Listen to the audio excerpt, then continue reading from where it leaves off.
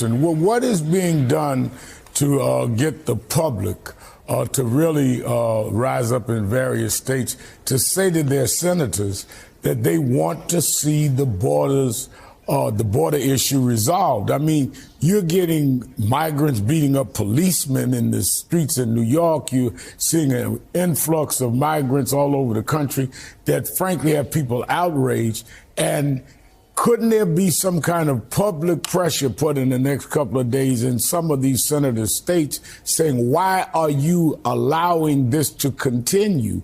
Because at the end of the day, senators have to deal with their voters. And at the same time, in the bill, you give money to Gaza, to civilians in Gaza and Israel.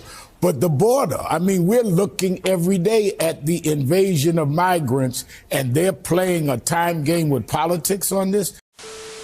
Every day between now and November, the American people are going to know that the only reason the border is not secure is Donald Trump and his MAGA Republican friends. Tonight, President Biden in the Oval Office already at work. And these are just all starting points. Reversing the policies of President Trump, including ending the travel ban from some Muslim-majority countries, imposing a mask mandate on federal property, and killing the permit for the Keystone Pipeline. The president also set to end construction of the border wall. Tonight, along the U.S.-Mexico border, a record surge of migrants is pushing an already overwhelmed system to the breaking point. Is there ever a time that people aren't coming across the river now? Not really. It's constant. Constant. Every day. Gracie Molly's home sits on the banks of the Rio Grande. You can't help but feel sorry for them at the same time. I mean, this is our home and kind of feel invaded. Just a few houses down, Border Patrol agents busy. Along the border last month, nearly 170,000 apprehensions, a 20-year high.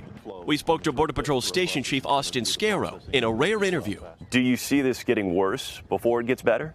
Unfortunately, I do. I see no indication that they're starting to slow down. It's now a major challenge for President Biden. The surge happening after he changed former President Trump's Remain in Mexico border policy and began allowing unaccompanied migrant children and many families to stay in the United States. The longer we have our agents occupied in processing, care, and detention, the less time we are out providing safety and security to the nation. Back on the Rio Grande, Gracie Molly has her own message for Washington. They need to come out here and see for themselves.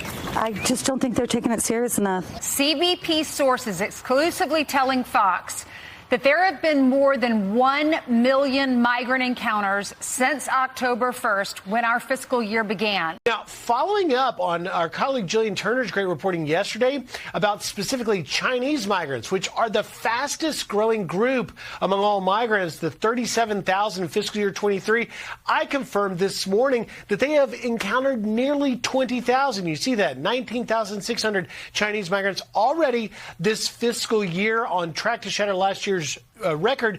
That, do the math, that is an average of 150 Chinese migrants alone every single day since October 1st. Now, one other note, if you go back to last March, I was in the RGV sector. This isn't a new thing, these Chinese migrants. It's just growing. Here was literally an encounter I had with Chinese migrants walking right up to me on March 20th last year. Watch. Hello. Hi, yeah.